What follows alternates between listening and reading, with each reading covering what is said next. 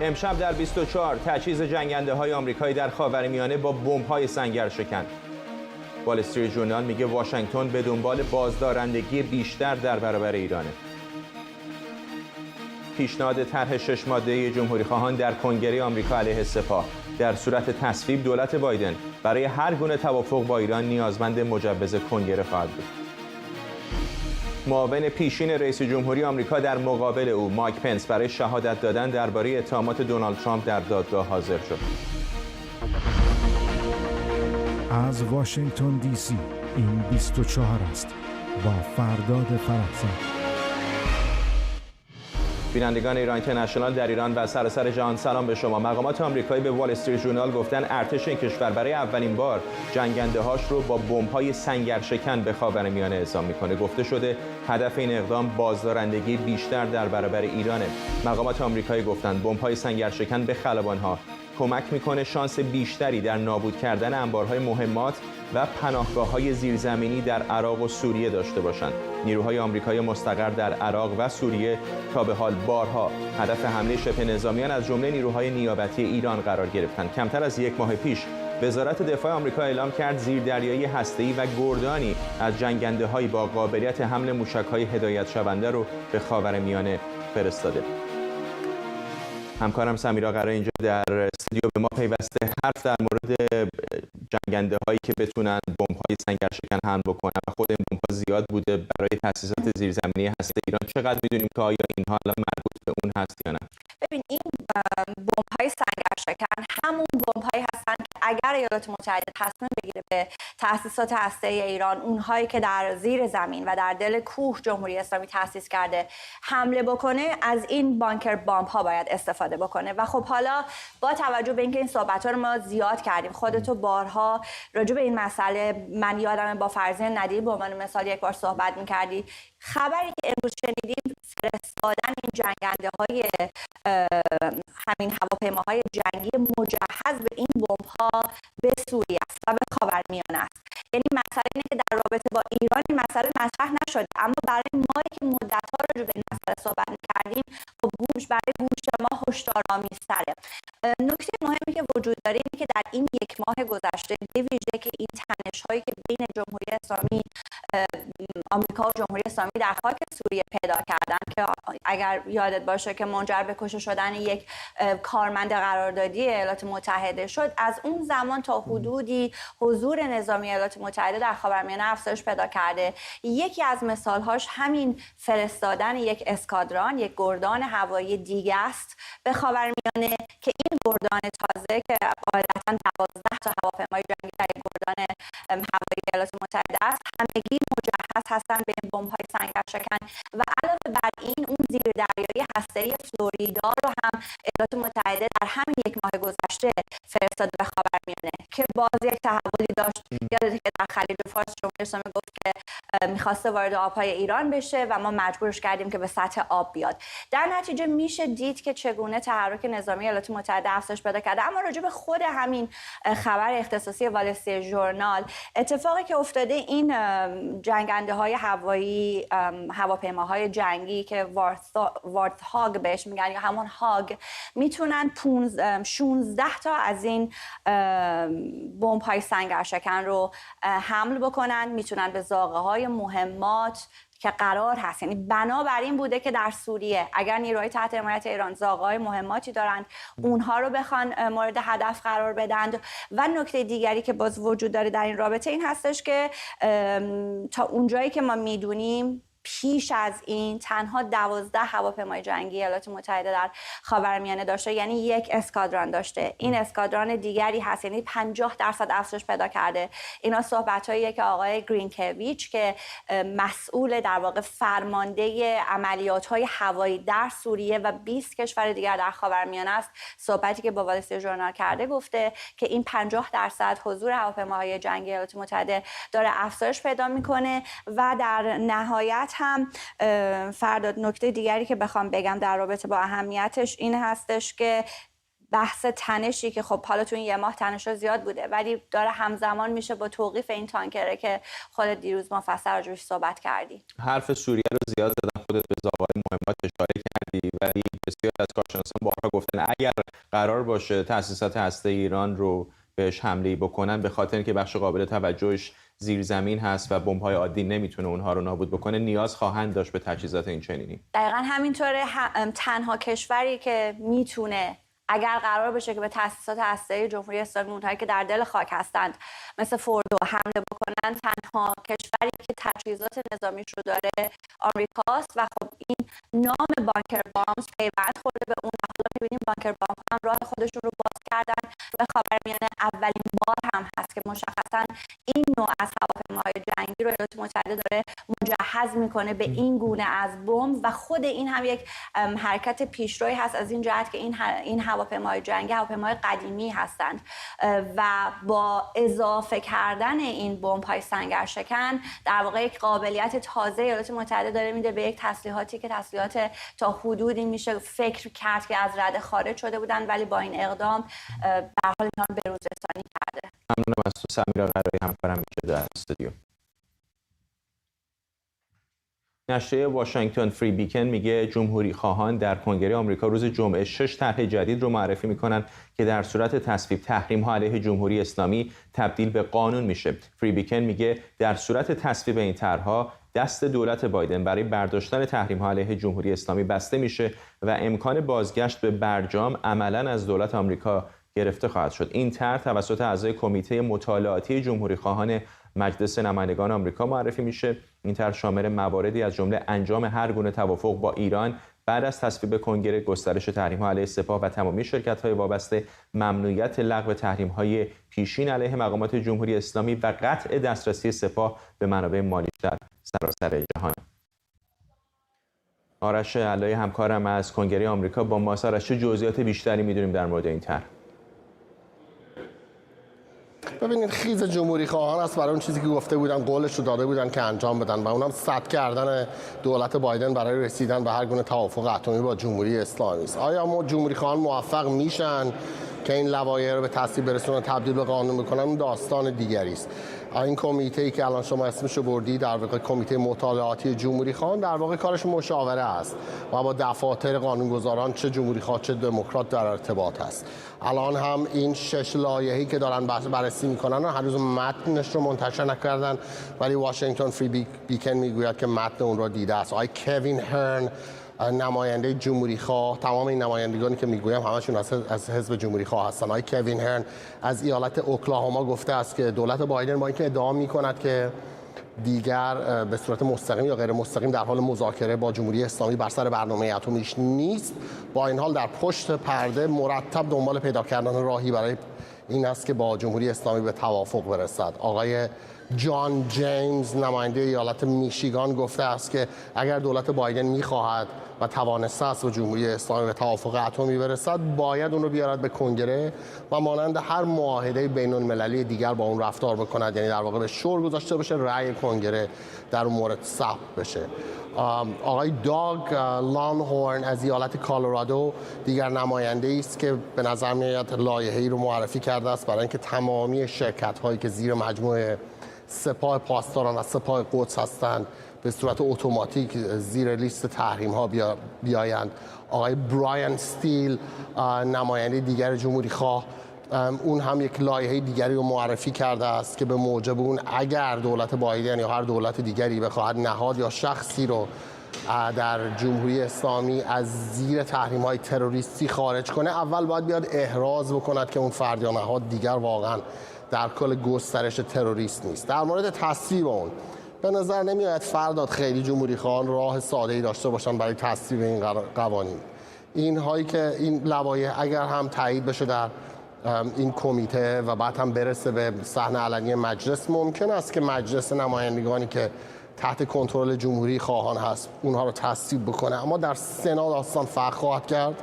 سنا دست دموکرات هاست و آقای چاک شومر، رهبر اکثریت سنا، تا حالا از خودش هیچ اشتهایی نشان نداده است که در مورد سیاست خارجی، به خصوص در مورد مسئله توافق اتمی با جمهوری اسلامی، با کاخ سفید از خودش زاویه نشون بده. احتمالاً کاخ سفید هم خیلی خرسند نخواهد بود که در یک موضوع سیاست خارجی اینقدر کنگره بخواد کنترل اوضاع رو در دست بگیره. به طور واضح اگر این لوایح تصویب بشود دیگه دست کاخ سفید کاملا بسته میشه، چون الان آقای بایدن یا هر رئیس جمهوری دیگری اگر جای ایشون بود اگر میخواست تحریم علیه جمهوری اسلامی رو برداره فقط به یک فرمان اجرایی میتونست بسنده کنه، بیشتر تحریم ها خود به خود برداشته میشد. اگر این لوایح به تصویب برسد دیگه اون موقع آقای بایدن برای برداشتن هر تحریمی باید بیاید اینجا کنگره و بخواد مجوز کنگره رو بگیره و این داستان رو اصلا کاملا تغییر خواهد داد. اما بعضی از کارشناسان میگویند شاید این راهی است که خود ایران و بقیه دیگر کشورهای غربی هم میخواستن. ما یادمون هست پرزیدنت مکرون هم در راجع به یک توافق برجام 2.0 صحبت کرد و اینکه طرف ایرانی هم میگوید که این باید یک مکانیزمی داشته باشه که حتما بدونیم کار خواهد کرد با تغییر رئیس جمهورها. این در واقع دولت بعدی آمریکا نخواهد تونست ازش خارج بشه. بنابراین رفتن به سمت اینکه یک معاهده بین المللی باشه ممکنه پرگماتیک باشه اما خیلی کار اداری و بوروکراتیک خواهد داشت که فعلا کاخ سفید به نظر نمیاد براش آمادگی داشته باشه. آرش علایی در کنگره آمریکا، ممنونم از تو. یافته‌های تازه مؤسسه تحقیقاتی تسلیحات جنگی درباره پهپادهای شاهد 136 نشون میده موتور این پهپادها بر اساس فناوری آلمانی ساخته شده، فناوری که ایران حدود 17 سال پیش اون رو به طور غیرقانونی به دست آورده. مؤسسه تحقیقات تسلیحاتی جنگی به CNN گفته موتور شاهد 136 توسط شرکتی به نام مادو در قم مهندسی معکوس شده و فناوری به کار رفته در اون کپی موتورهای پهپاد ساخت شرکت آلمانی لیمباخه که ایران 17 سال پیش اون رو به طور غیرقانونی به دست آورده. بریتانیا، آمریکا و اتحادیه اروپا 4 ماه پیش شرکت مادو رو تحریم کردند. فرزین ندیمی، تحلیلگر امور دفاعی و امنیتی در مؤسسه واشنگتن، میگه جمهوری اسلامی با فناوری معکوس از این تجهیزات استفاده میکنه تا خط تولید هواپیماهای بدون سرنشین و موشک‌های کروزش رو راه اندازی کنه. خب این یک سند دیگری هستش که جمهوری اسلامی از این فناوری‌ها استفاده میکنه برای مهندسی معکوس و ساخت امکاناتی که به اصطلاح خودش گلوگاه‌های فناوری هستند و نیاز داره برای ایجاد خط تولید اقلامی مثل هواپیماهای بدون سرنشین، موشک‌های کروز و خیلی موارد دیگه نظامی که تا حد ممکن از تأثیر تحریم‌های بین‌المللی روی مسیرهای وارد کردن کم بکنه. البته ما دیدیم که در همین هواپیماهای انفجاری شاهد 136 بسیاری از اجزا و اقلام مربوط به ساخت کشورهای دیگه وجود داشته. حدود 70% فقط ساخت آمریکا بوده، مادربردش، چیپ‌های الکترونیکی از کشورهای مختلف، تجهیزات اپتیکی ساخت کشورهای مختلف بوده، ولی موتور اینها به نظر میرسه که میرسیده تا حالا که ساخت ایران بوده و الان در این گزارش کار گفته میشه که مدارکی به دست آوردن بعد از بررسی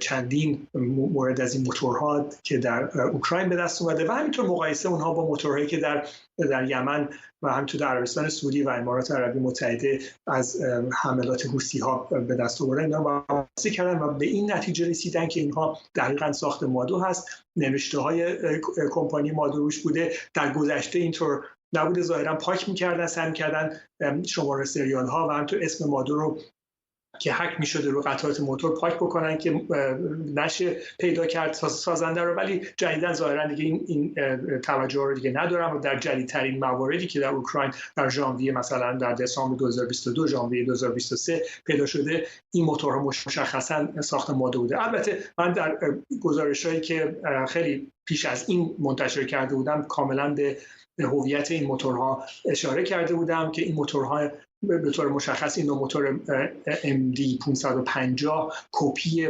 موتور آلمانی لیمباخ 550E هستش که البته اون هم قطعات ساخت کشور مختلف داره، مثل اون کوئلش که ساخت ژاپن هستش، پوسته سرسیلندش ساخت هند هست، شمعش از کشور مختلف اومده، برند مختلف هست، ولی خب اصل کل اون مجموعه موتور ساخت شرکت مادو نفر هست که در شکوهی قم تولید میشه. بسیار نزدیک به سپاه پاسداران هست. البته محصولات این نوع موتور در خدمت ارتش جمهوری اسلامی هستش، ولی به طور مشخص این شرکت موتورسازی با سپاه پاسداران در ارتباط هست، ارتباط خیلی نزدیک، و اما چند سالی هستش که مورد تحریم ایالات متحده هم قرار گرفته. در موارد دیگه‌ای هم خب جمهوری اسلامی حتی موتورهای جت بزرگتری رو هم مهندسی معکوس کرده ساخته و ادعا می‌کنه که هواپیماهایی مثل F5 رو هم مهندسی معکوس کرده ساخته، که البته در یک شرایط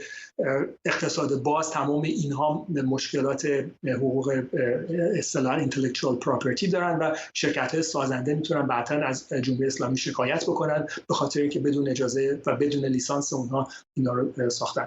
البته موتور لیمباخ به طور خاص من نکته عرض بکنم که الان چند سالی هستش که شرکتش رو کلاً چینی‌ها خریدن و این همکاری نزدیکی بین ما دو نفر و خود شرکت چینی که سازنده موتورهای لیمباخ هست هم وجود داره. فرزین ندیمی بود، تحلیلگر امور دفاعی و امنیتی. رویترز به نقل از یکی از مقامات ارشد سوریه گفته ابراهیم رئیسی هفته آینده به دمشق سفر میکنه. این اولین سفر یکی از رؤسای جمهوری ایران به این کشور بعد از آغاز جنگ داخلی سوریه از 12 سال پیشه. حسین امیرعبداللهیان وزیر خارجه جمهوری اسلامی هم در سفرش به بیروت با سید حسن نصرالله دبیرکل حزب الله لبنان دیدار کرده. رسانه‌های ایران هدف از این دیدار رو گفتگو درباره آخرین تحولات منطقه و مسائل لبنان و فلسطینی‌ها اعلام کردند. امیرعبداللهیان جمعه به منطقه مارون الرس واقع در نقطه صفر مرزی لبنان با اسرائیل هم رفت. او با اعلام حمایت کامل حکومت ایران از آنچه مقاومت لبنان خوند در این نقطه مرزی یک درخت کاشت.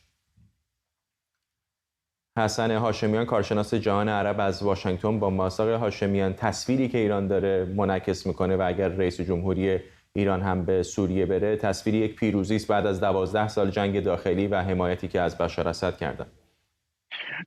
این تصویر در لبنان برعکس شده، یعنی الان چیزی که ما در لبنان میشنویم هم لحن و هم رویه آقای عبداللهیان نسبت به سفرهای سابق فرق کرده. مثلا این بار آمده دعوت کرده از گروه‌های خارج از وابستگان جمهوری اسلامی که البته گروه آقای سمیر جعجع نرفتن. این دعوت در سفارت جمهوری اسلامی در منطقه برحسن انجام شده. گروه‌های مختلفی خارج از اون محور مقاومت دعوت کردند. گروه سمیر جعجع نرفته. بحث دیگه هم که مطرح شده این که آقای عبداللهیان گفته که ما حاضریم که با همه همکاری کنیم تا مشکلات لبنان حل بشه. این هم به تعبیری جدید یعنی یک رویه جدیده و لحن جدیده و مشکل اساسی هم مربوط به آقای سلیمان فرنجیه و نامزدی وی برای انتخابات ریاست جمهوری است که مورد مخالفت هم المستقبل، گروه المستقبل، هم نیروهای لبنانی آقای سمیر جعجع و همینطور مخالفت پادشاهی سعودیه. این که آقای عبداللهیان الان به این شکل رفته و از گروه‌های دیگه دعوت کرده، یعنی در واقع میخواد بگه که ما با سعودی ها میخوایم همکاری کنیم در این زمینه و گزینه‌های دیگری رو مطرح میکنیم و ملت لبنان رو آزاد میذاریم که چه کسی رو انتخاب کنن. منتها اون چه که در لبنان الان داره مطرح میشه این که جمهوری اسلامی در حال حاضر دو دیدگاه رو مطرح میکنه. یکی دیدگاه رسمیه که آقای عبداللهیان نسبت به توافقی که در پکن صورت گرفته داره انجام میده.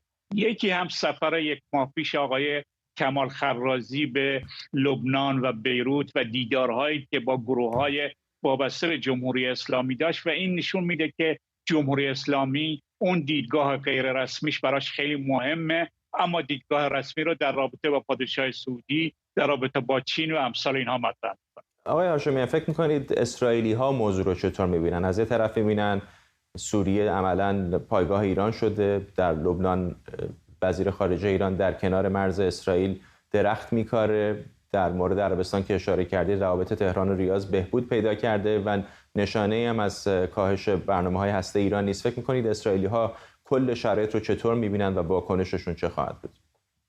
من فکر می‌کنم اسرائیل روش تندی که نسبت به حضور جمهوری اسلامی در سوریه هست اون تندتر خواهد کرد. وضعیت جدید رو قبول نخواهند کرد و کارهایی رو که قبلا می‌کردن ادامه خواهند داد. منتها بایستی یک مسئله رو باید در نظر بگیریم. با اینکه آقای ابراهیم رئیسی سفر میکنه به سوریه، این به این معناست که جدال اکنون بر سر سوریه خیلی بالا گرفته.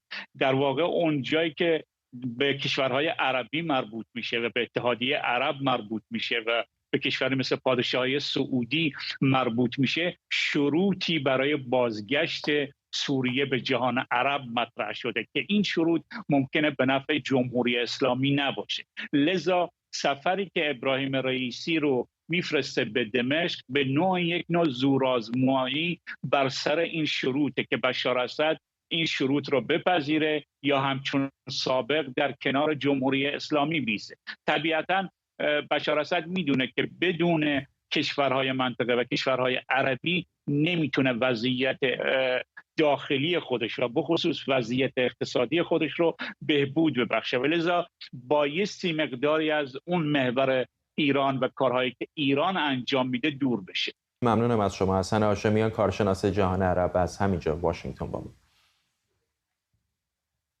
وزارت اطلاعات جمهوری اسلامی در اطلاعیه درباره مسموم سازی دانش آموزان با تاکید بر اینکه مواد سمی در هیچ کدام از مدارس کشور پخش نشده، وجود مواد غیر سمی به صورت سهوی یا عمدی رو از عوامل اصلی مسمومیت‌ها خونده. این بیانیه در این حال عواملی مثل هراس جمعی، بمبک‌های بدبو، نشتی گاز شهری، آتش زدن ضایعات در زمین کنار مدرسه، انتشار دود، استفاده از حشره‌کش و عواملی از این دست رو باعث مسمومیت‌ها در مدارس توصیف کرده. با این حال بیانیه وزارت اطلاعات با تاکید بر آنچه تمارض دانش آموزان خونده تاکید کرده که 3 انگیزه بازیگوشی، فرار از درس و امتحان و ایجاد التهاب و اغتشاش در این جریان دخیل بوده. فروغ کنانی، پژوهشگر علوم اجتماعی از آلمان با ماست. خانم کنانی، فرصت هم اگر به مقامات جمهوری اسلامی بدیم بسیار خوب، 1 مدرسه، 2 مدرسه، 5 مدرسه رو شاید میشد پذیرفت. چطور ممکنه چنین توجیهی شرایط رو در سراسر ایران در ده‌ها صدها مدرسه تشریح بکنه؟ درود بر شما. اولا که ما درباره حداقل 80 مدرسه داریم صحبت میکنیم و مسئله بسیار مهمتر، اینها اومدن، من گزارش رو که نگاه میکردم یک سری موارد رو نام بردن که به خاطر اینها هست که الان در این مدت بچه‌ها تمارض میکنن، به گونه‌ای به دروغ میگویند که مریض شدن که ربطش بدن به شیمیایی شدن مدارس. خب این مواد شیمیایی که اینها میگن، حالا این بمبک ها، این بادکنک ها یا این چیزهایی که با صدا یا با بوهای نامتعارف میتونن بچه ها باهاش به قولی تمارض کنن، خب در همه زمان ها بوده. چرا در این 44 سال ناگهان در این چند ماه اخیر و در شهرهای مختلف بدون اینکه شبکه هماهنگی وجود داشته باشه، بدون اینکه اصلا از خود بچه‌ها اگر برآمده بدون اینکه اصلا هماهنگی بین این شهرها وجود داشته باشه، یک شبکه دانش آموزی چجوری میتونه اینقدر منسجم عمل کنه؟ در میاد و همه هم یک علائم داره و بچه‌ها حالت خفگی بهشون دست میده و کار به بیمارستان میکشه و همینطور که در 2-3 هفته گذشته هم دیدیم یکی از بچه‌های مدارس، یک پسر کوچک جانش رو از دست میده. یعنی آیا در اثر یک مثلا بادکنک پرسر و صدا یک بچه از بین میره، یا این همه حالت تهوع، این همه سوزش چشم، این همه احساس خفگی، بسته شدن در مدرسه، عدم خروج، زدن پدر مادرها که تصاویرشون منتشر شد، همش به خاطر بازیگوشی مدرسه ها بود. پس چرا در مدارس دخترانه که به صورت متعارف ما فکر میکنیم کمتر بازیگوشن نسبت به مدارس پسرانه پیش میاد؟ چرا در مدارس دبستان کمتر از دبیرستان پیش نمیاد؟ اون دبیرستانی ها که معمولا عاقلانه تر رفتار میکنن و رفتارهای متعارف به نسبتاً از نظر حال حکومت ظاهراً بهتری دارن. ببینید تمام اینها همون دروغ‌های تکراری هست. بچه‌های ما رو متهم می‌کنن به دروغ گفتن، همونطور که مردم ما رو یک بار خس و خاشاک می‌نامند، یک بار دشمن می‌نامند، یک بار فریب خورده می‌نامند، یک بار جاسوس اینجا و اونجا می‌نامند، یک بار نمیدونم اغتشاشگر می‌نامند. هر دفعه یک نامی بر روی مردم، صاحبان اصلی این کشور، شهروندان ایران می‌گذارن و سعی می‌کنن با فرافکنی مشکل ساز بشن. اگر واقعا این قضیه به این ترتیب هست، این همه دوربین مداربسته در فضاهای خیابانی و شهری ایران هست، یکی از عاملین رو معرفی کنید. چطور مدرسه‌ای که سالیان سال، دهه هاست کیف بچه‌های مدارس رو میگرده و وارد حریم شخصیشون میشه، میتونه بفهمه که مثلا بچه یک عکس کوچیک مثلا یک خواننده‌ای که از نظر اینا غیر مجاز بوده تو کیفش هست، اما نمیتونه یک به قول خودشون بمب رو یا یک حالا چیزی که مثل نارنجک میتونه عمل کنه یا میتونه یک عامل شیمیایی باشه رو شناسایی کنه. اینو واقعا انتظار دارن که مردم این داستان رو، این قضیه رو باور کنن. واقعا اگر این قضیه از طرف خود بچه‌ها میاد، چرا جمهوری اسلامی اجازه میده که به اسکندر یا به این حالت افساینده آشوبی برسه؟ خب چرا جلوش رو نگرفت همون روزهای اول؟ مگر از قم شروع نشد؟ مگر از شهری که اینها معتقدن یک شهر مقدس و مذهبی است شروع نشد؟ چرا همونجا جلوش رو نگرفت؟ ببینید جمهوری اسلامی دیده که در مدارس دخترانه ایران در طول انقلاب اسلامی، در طول انقلاب زن زندگی آزادی، همون مدارسی که در زمان بعد پس از پیروزی انقلاب اسلامی تحت حاکمیت جمهوری اسلامی مخشویی توش صورت می‌گرفت، چه اتفاقی علیه حکومت افتاد. دیدن که مردم چگونه بلند شدن، چگونه علیه اینا ایستادن و دیدن که چگونه بچه‌ها، کودکانی که خیلی هاشون کشته ها و جان باخته های این انقلاب شدن، بچه‌های 15 ساله، 16 ساله، 17 ساله که اینقدر تعداد زیاده حتی نمیتونیم شروع کنیم به نام بردن. این میتونه به نوعی انتقام باشه، میتونه اون دشمنی دیرینه و ریشه‌ای با زنان باشه که حالا احتمالاً بافته به شدت سنتی و متحجر مذهبی خود درون حکومت ممکنه باش مخالف باشه.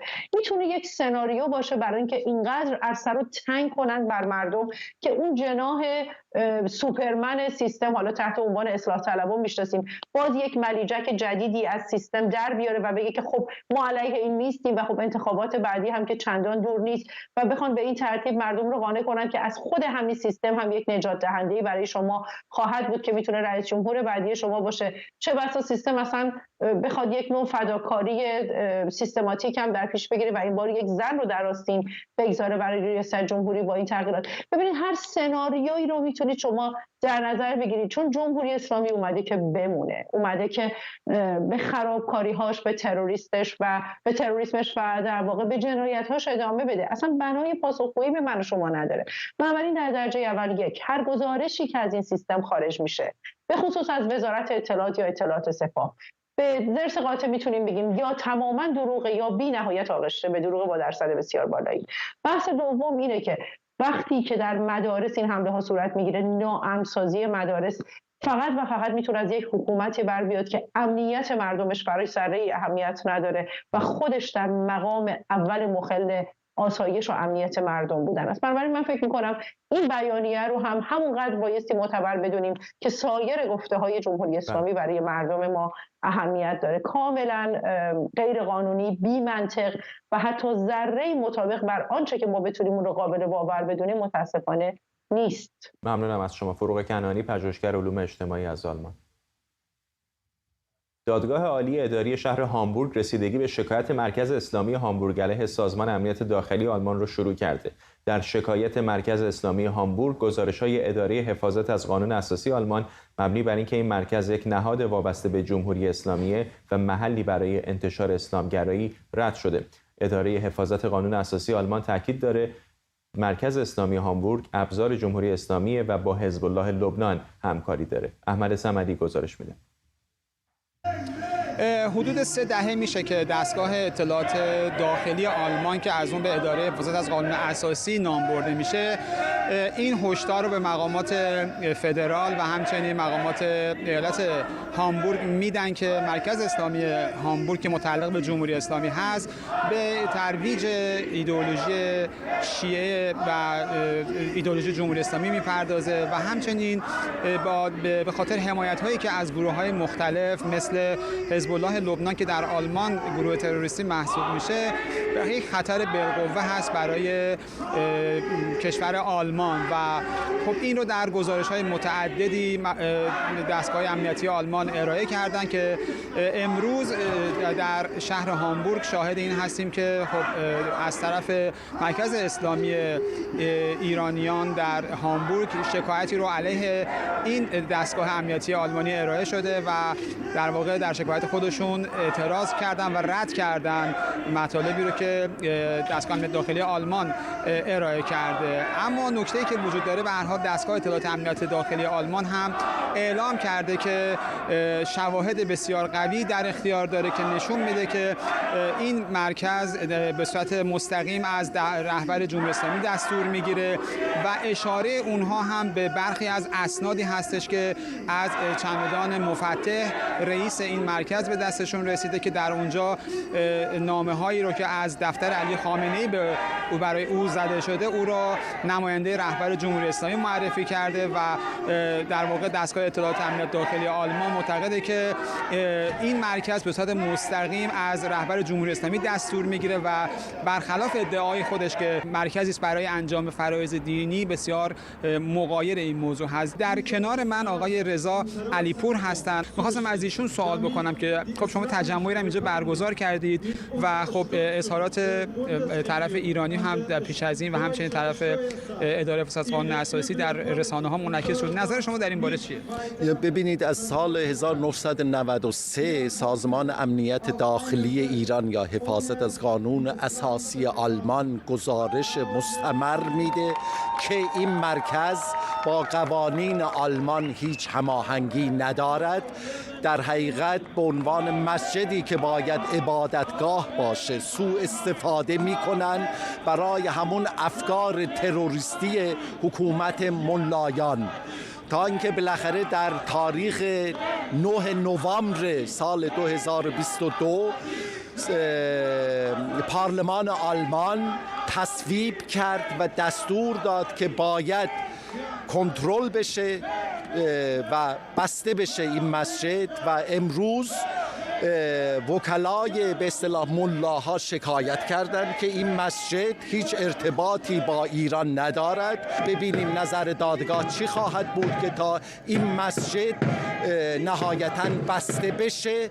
این وسط جمعیت ایرانی تبار هامبورگ خواستار این هست که این مسجد تبدیل به یک خانه فرهنگی رنگین کمان دینی، رنگین کمان قومی و رنگین سمان سیاسی ایران بشود تا ما اونجوری که می‌خواهیم، اونجوری که فرهنگ ما هست، تاریخ ما هست، به عنوان ایرانی تباران هامبورگ این رو خودمون رو اینجا پرزنتیرم بکنیم، بگیم که ما ایرانیان فقط تروریست نیستیم، ما ایرانیان همینیم که هستیم که صلحجو و می‌خواهیم با صلح و آرامش در این شهر زندگی بکنیم. خب سپاسگزارم از آقای علیپور. شاید این سوال پیش بیاد که چه اتفاقی اگر این دادگاه رأی رو به سمت دستگاه اطلاعات امنیت داخلی آلمان بده میفته. خب بر اساس رأیی که در نوامبر گذشته مجلس فدرال آلمان ارائه کرده، یکی از درخواست‌ها این هستش که این مرکز باید بسته بشه و خب احتمالاً اگر چنین اتفاقی بیفته طبیعتاً روند بسته شدن مسجد هامبورگ یا همون مرکز اسلامی هامبورگ سرعت خواهد گرفت.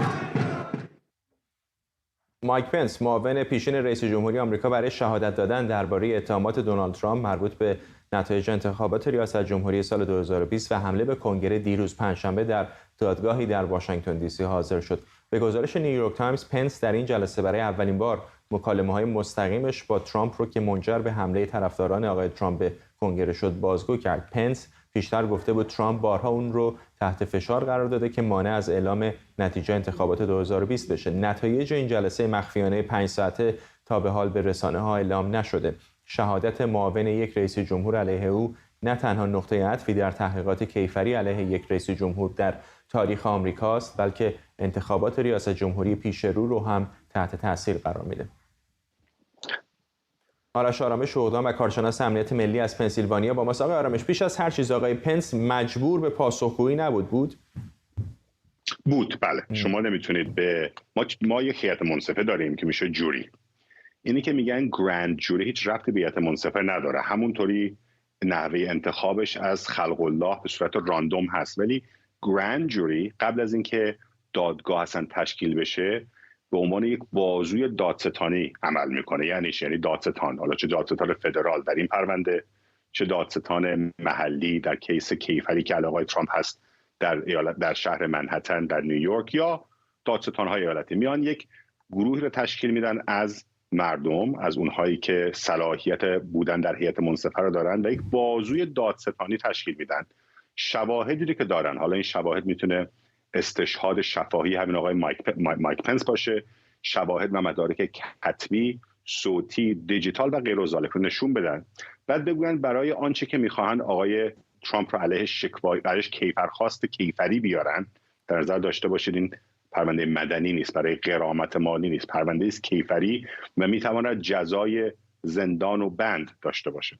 اون موقع دادستان میاد به این اعضای بازوی دادستانی نشون میده، میگه اگر شکستن فلان قانون فلان عناصر رو ما باید ثابت بکنیم، این استشهاد فلان آقا این عنصر رو ثابت میکنه، استشهاد فلان خانم این عنصر رو ثابت میکنه، فلان مدرک و فلان سند بقیه این عناصر یک جرم رو ثابت میکنن. و آیا در نهایت دادستان از بازوی دادستانی، از این گرند جوری خواهد پرسید بر اساس آنچه که شما دیدید و به شما ارائه شد فکر میکنید که من یک کیفری علیه این شخصی که براش این همه شهادت و مدرک و غیر و ذالک رو آوردیم بدهم یا ندهم، صادر بکنم یا نه. این ترتیب عمل است. حالا معمولا سعی میکنن در پرونده های مدنی با کیفری فرق میکنه، ولی در این پرونده به خصوص که معاون رئیس جمهور درگیر هست ما یک دکترین حقوقی داریم بهش میگن executive privilege، امتیاز اجرایی.